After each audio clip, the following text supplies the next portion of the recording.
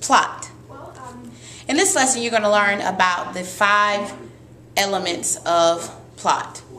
By the end of this lesson, you'll be able to say, I can identify the elements of plot while reading the text. So, what is plot? Well, plot is a series of events that create action and suspense in a story. There are 5 elements to plot. You have the exposition, the rising action, the climax, the falling action, and the resolution.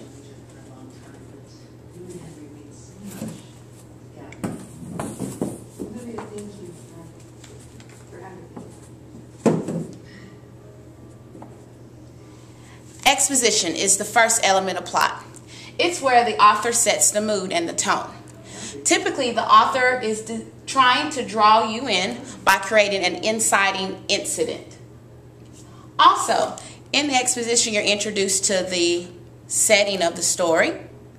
Once again, setting is the where and the when, the time and the place the story is set in. Also, you're introduced to the narrator and the main characters. Now, the narrator is the individual who tells the story. Sometimes the narrator is inside the story, meaning they are actually one of the main characters in the story.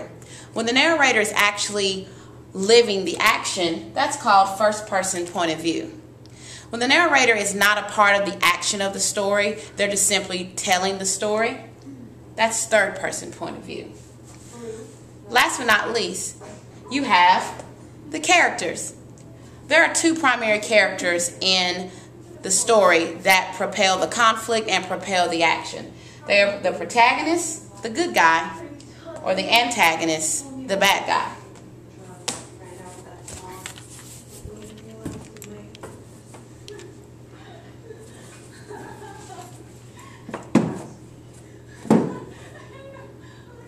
The next 2 elements of plot are the rising action and the climax. In the rising action, the main conflict is presented in the story. The main conflict or the central conflict. In this, the author has events that create suspense and tension. At this point in the story, you're fully drawn into the story of the characters and you want to keep reading. In the rising action, the suspense and tension builds as the protagonist and antagonist lead to a ultimate showdown. Ding ding. The ultimate showdown typically occurs in the climax. This is the moment readers are all waiting for. This is where the suspense and tension is boiled over. In the climax, there typically is a major battle between the protagonist and the antagonist. And at this point, the feud and the struggle or the conflict between the protagonist and the antagonist is at its highest peak. At this point, you will see the characters begin to change.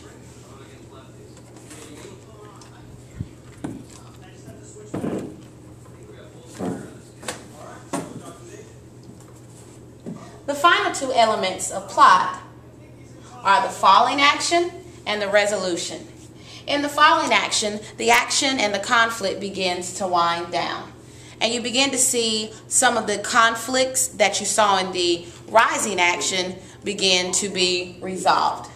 You also begin to see changes possibly in the protagonist and the antagonist. And during the falling action, you begin to see more evidence of the theme of the story. And the 5th and final element of plot is the resolution. At this point, all loose ends have been tied up and the conflict is fully resolved, usually. At this point, the theme is made evident and is clear. You just have to go back through the story to read it and make sure you find it.